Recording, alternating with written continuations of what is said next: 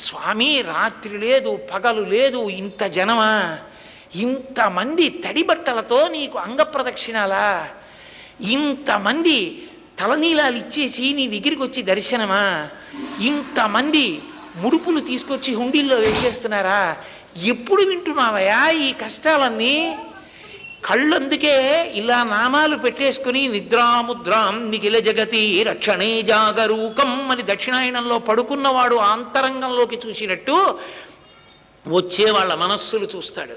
వ్యాసుడు అందుకే ఓ మాట అన్నాడు, వెంకటాచల క్షేత్రంలో వెంకటేశ్వర స్వామి వారి ముఖమండలం బహుప్రసన్నంగా ఉంటుందట. ఒక్కొక్క రోజున ఎంతో సంతోషంగా ఉంటుంది. అర్థం ఏమిటో తెలుసా? కొండ మీదకి ఎవరో ధార్మికులు వచ్చారని గుర్తు. ధర్మమునందు విశేషమైన అనురక్తి ఉన్న వాళ్ళు కొండ మీదకి వచ్చారనుకోండి, ఆ రోజు మురిసిపోతాట, రే ఒక్కడు వచ్చాడు